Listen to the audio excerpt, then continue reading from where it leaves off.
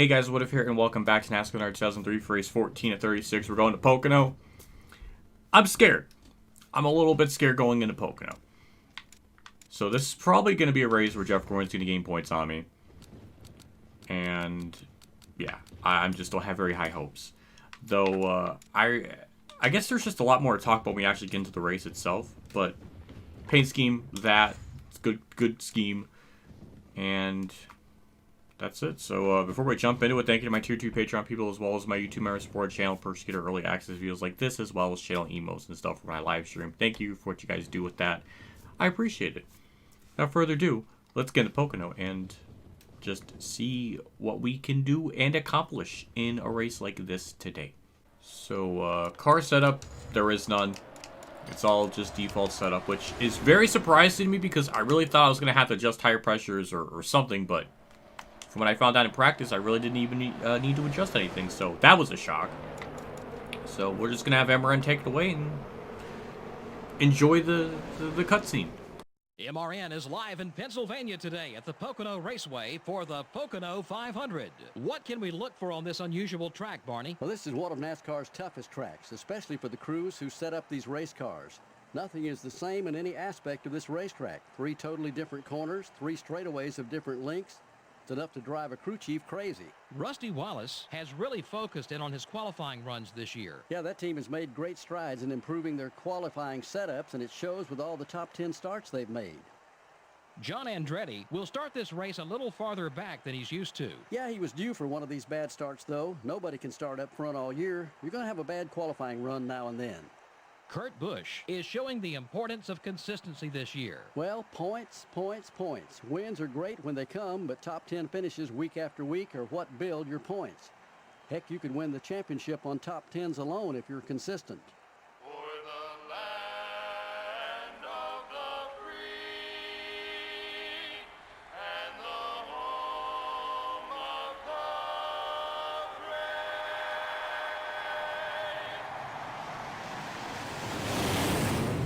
Gentlemen, start your engines. Alrighty. Jimmy Johnson, Bill Elliott on the front row, Johnny Benson third, Shawn Robinson fourth, Newman's fifth, Gordon sixth, which is on the outside, which is, I mean, good for us, but this race is all going to be about trying to manage our point lead, or at least not try to lose too much points. Pocono is shockingly a lot funner than I remember it. I remember this track being way more deadly with the tire fall off, but it really wasn't that bad. It definitely is tough. That part I did sort of remember. But it wasn't as scary as I thought it was going to be. It seems like turn 1 is our biggest strength. Turn 2 we're just okay. And then turn 3 is just where the AI really gained time on me. So, obviously, Pocono, a fantastical track to race on. Especially during this time period. Especially this is one of the few tracks where you can downshift into third, which... Stack up! Oh, Ricky Craven, thank you. Oh, that makes my job a lot easier. Thank you, Craven, for that. I appreciate that stack up. And just like that, 43rd to 21st in 1 lap. I had a lot of help to get to that, but I will take that. That's about the 4th time now, or 5th time now, where there was a stack up.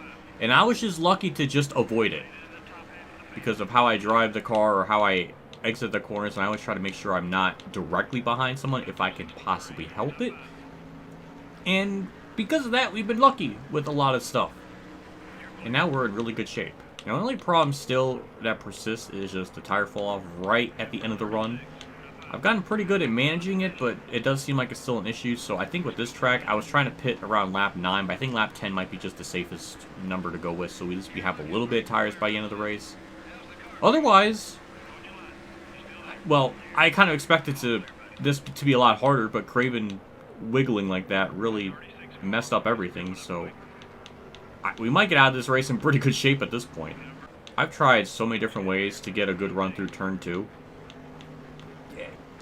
It kind of worked there, but we're kind of... Jeff Burton, don't you dare throw... He's trying to, I guess, trying to make a pass on someone, but he didn't realize that I was there. Also, shame we're not really getting much alternate schemes. It was just It was just John Andretti with an alternate scheme. I feel like we used to get a lot more of those. I don't know what changed. Unless I'm not noticing. I don't know. It's just weird. I kind of miss having more alternate schemes. Either way, let's get through turn 1 safely. I kind of wimped it in there a bit. But we're going to hold bomb lane, get a fantastical run off the corner. I don't know where Jeff Gordon's at. I'm assuming he's up there. But, you know, we're up to 7th. So it's going to probably take us a couple laps to get up to that other pack of cars, as we're just going to drift. But we'll get there. Also, why am I so blue? Jeff Gordon's leading. That's not good. Well, I don't know why I'm so blue. I'm not literally blue, but just like the face cam is blue. Nothing's changed since I last recorded, but now all of a sudden it's just freaking itself out. I need give me some freaking color in me. That's a mega pause right there. There we go. That looks a little more better. All right, now we can consume our racing product video thing as my phone bloops. Add that to the bingo card. Another question I'm thinking about is, how did Jeff Gordon go from 6th to 1st on the outside? From starting that outside line, or outside row, how did he do that? I don't know. What I do know is Johnny Benson is probably gonna have a great day. Actually, we for once actually had a good run through turn 2. Now the inside of Benson and Newman, this might be a bad idea, but the AI seem to normally get just a good run through turn 3 in general. So I don't think me doing this is gonna be scary. And the track's girthy enough for that. Now we get to look at the face on the back of the car. That no one believes me that it's a face, so it makes me feel insane. Why did 7-year-old me think that? It's that eye. It's the freaking eye on the back of that car that has disturbed me for years. Anyways, that was close. That's a 2-for-1 pass there. And now we're up to 5th. Do I really have a shot to win at a track like this where I basically had no... Oh, that's a car blowing up. That's a bad spot of the track for mechanical failures because there's really nowhere for him to hide. And if that's going to be happening in turn 3, then... Oh, please let us all avoid him. We avoided him. That's poor John Andre. That might be a wreck. Because he's going to be... Yep, I called it. Oh, there's some freaking death in the mirror. Oh my god. Okay. I was just thinking that's going to be... Yeah, that's definitely yellow. Now, what are the AI going to do? This is right at the fuel... We might have to all pit. Yep. Oh, Rusty with an arc brake. Dale Jarrett just hits him. Oh my god. He's tumbling. Rusty Wallace is upside down. Oh, he's glitching out. Oh, it's Walt. Oh, it's just bad. Oh, it's just chaos. Oh, it's just... Not the... Ken Schrader just flips him over again. What are the AI gonna do now? Like, this is right at the beginning of their fuel window. I don't know if I have enough time to react. Oh, they're pitting. Okay. Dodge the bullet there. Oh, man, this is gonna be really bad, though, for the end of the race. Hopefully we have more laps run under caution. Because I only really ran, like, 10 laps max. So if we go, like, 11... I don't know what this is gonna be like now. I guess we're gonna find out. So that's gonna be a 15-7 to pit crew do exactly what they need to, and damn, we're gonna get out of pit road 2nd. And we're gonna be starting on lap 9, going into 10.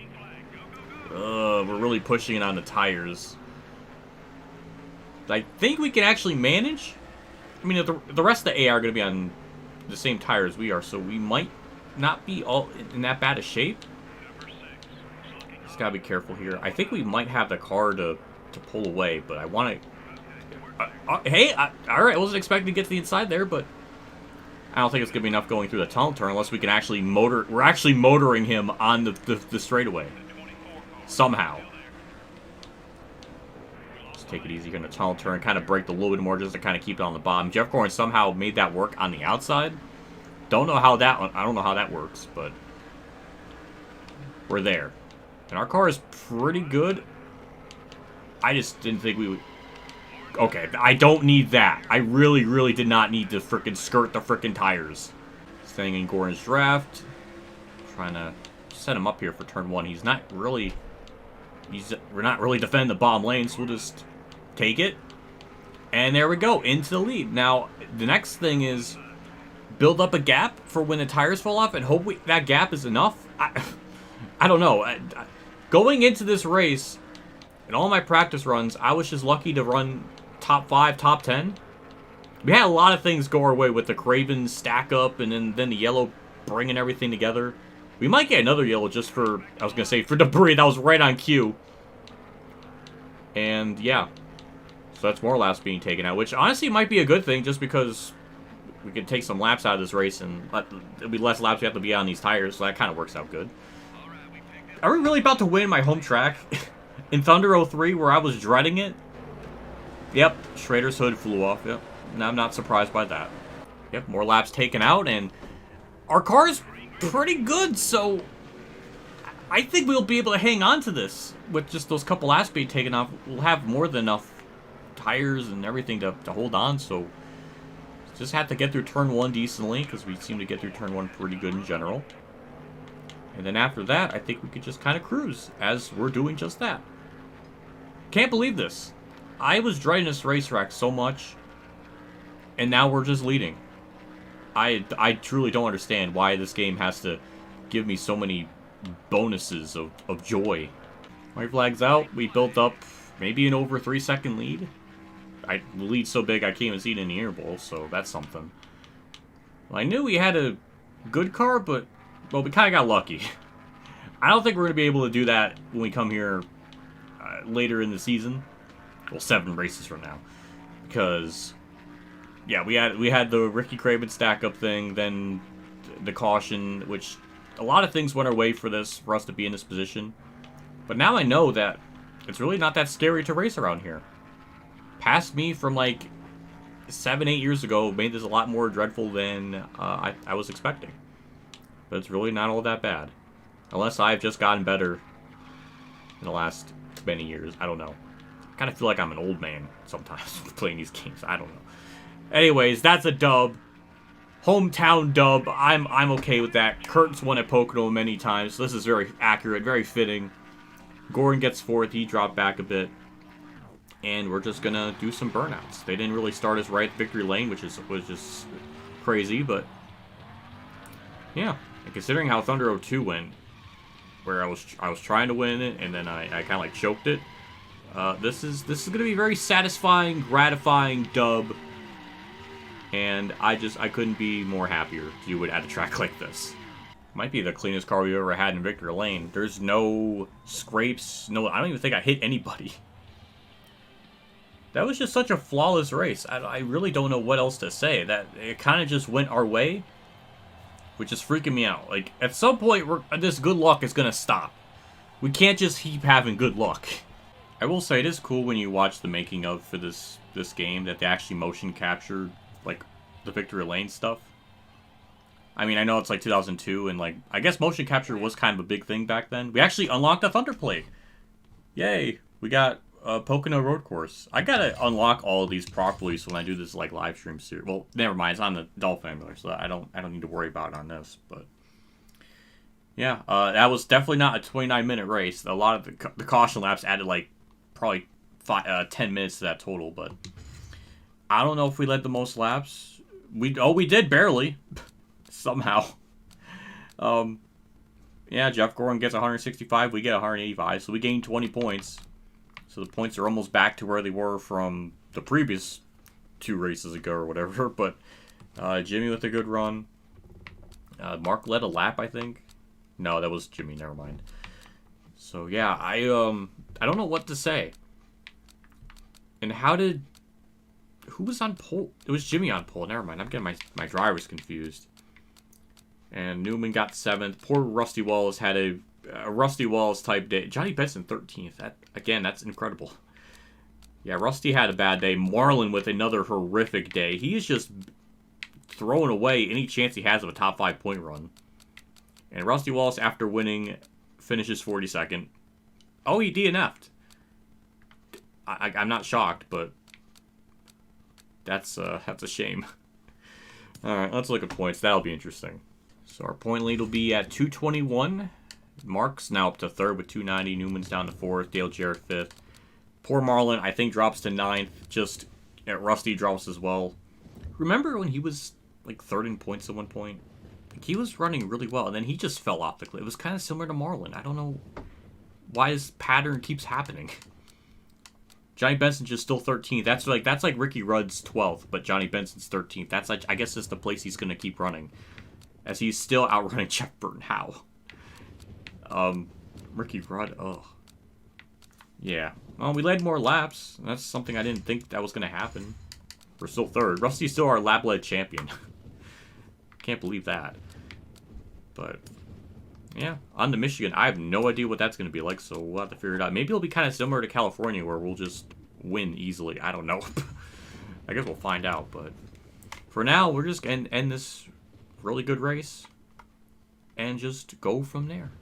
Big shout out my tier 3 Patreon supporters: Dave Iron Champ 15, Kamikazegames, Bailey Carrot, Mexican Link 1986, Jason Hellman, and my name is John for the support again.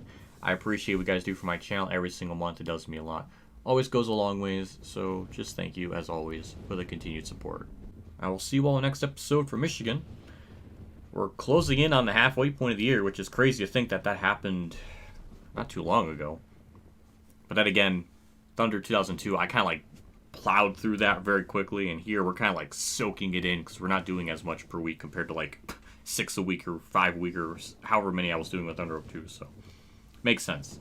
I don't know, it just feels like time's flying by really quickly. But, yeah. That was our 8th win of the year and 15 starts. Are we really about to average like 18 wins a year? Or this season at this juncture? I can't imagine so, but I don't know. It's definitely harder than Thunder 2002. That much I know for a fact, but I really thought this was going to be more challenging. Maybe I gotten too good. I don't know. We're just going to leave it there. I'll see you all next episode. See you all later. As always, have a good day, everyone.